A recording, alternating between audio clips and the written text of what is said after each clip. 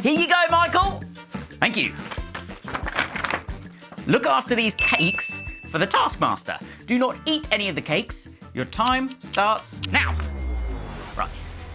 Where are the cakes? They're in that bag over there. Well then, this will be pretty easy. What type of cakes are they? I'm not sure, but I'm not even gonna look, right? You see, the problem is I really love cakes. Cake is soft and delicious and sweet and sugary and yum, yum, yum, yum, yum, yum, yum. Well, you can take a look, surely. The task is not to eat the cakes. You can look at them. That's completely fine. Yeah, good point, I suppose. I mean, if it's a lemon cake, they will actually help me to look at it because I don't really like lemon cake. Let's see. Oh my goodness. It's chocolate chip muffins. I love chocolate chip muffins. The crunch of the chocolate chip paired with the softness of the cake. My favourite. Oh, good though. I'd never eat one. I would never eat one. I know the task. I'm not meant to eat one. Great. I wonder what they smell like. Oh, they probably smell pretty good, don't they? It wouldn't do any harm just to have a little smell of the cakes. I mean, I just have to make sure they don't get eaten.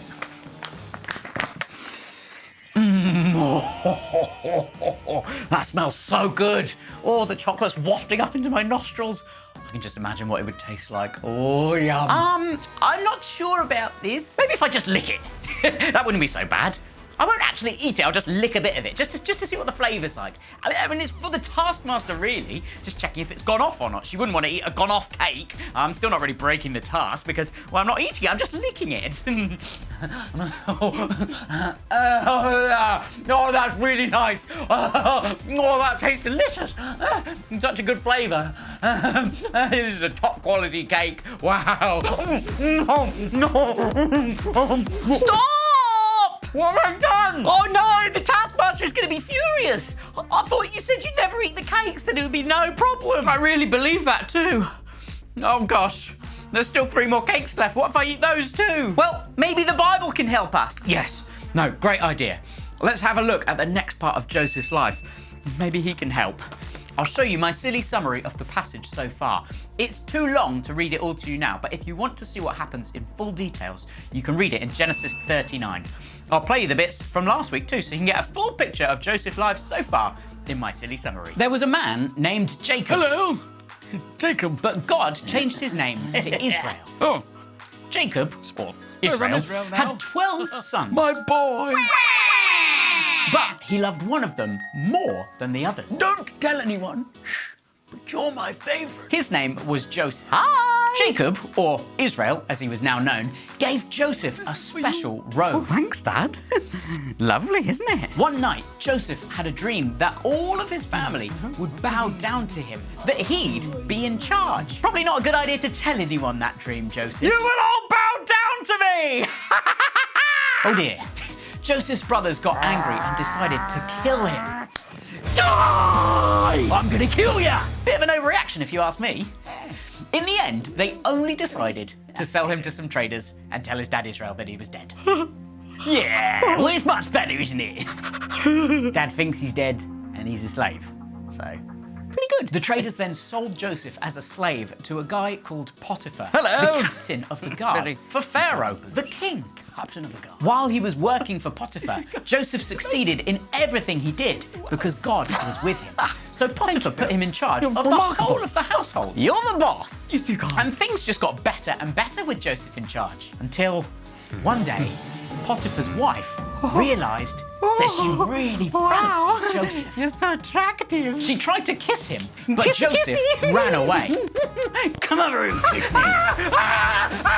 She then lied to her husband and said that he had tried to kiss her.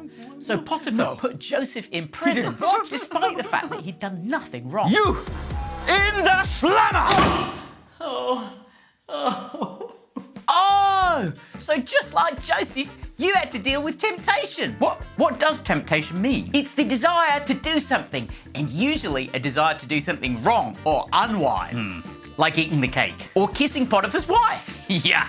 Potiphar was the guy that Joseph worked for after he was sold by his brothers. Everything was going pretty well for him until Potiphar's wife started to fancy him.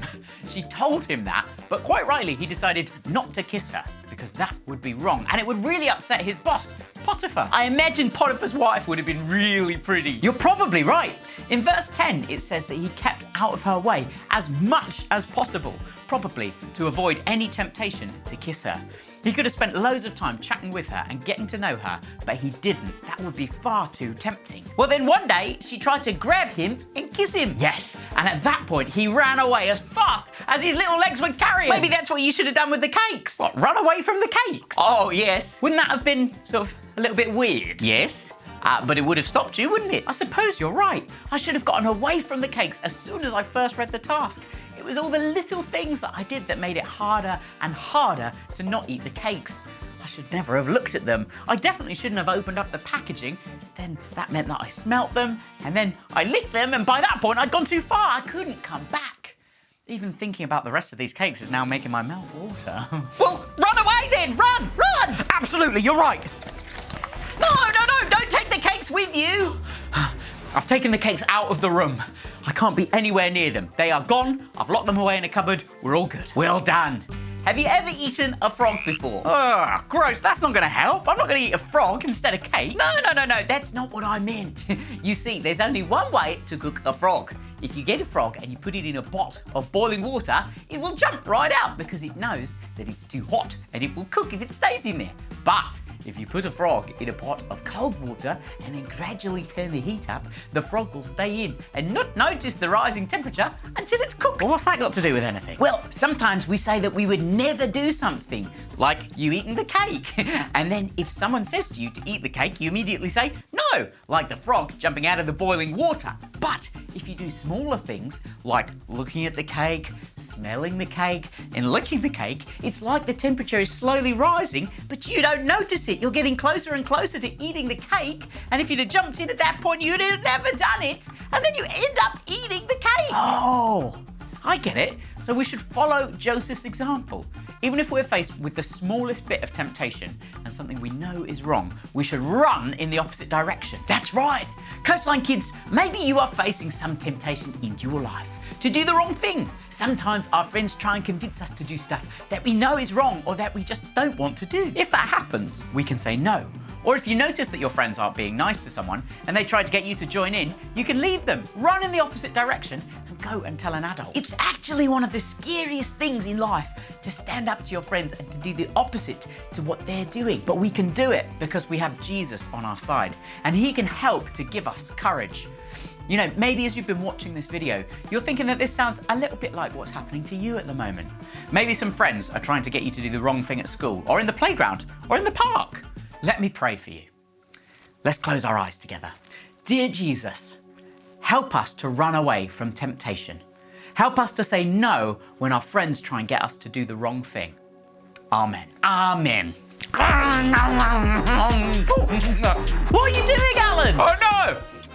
I forgot. I don't even know how I got this. After everything we've just spoken about, how did you even get into the cupboard that I locked them in? I feel so stupid. Oh, it's okay.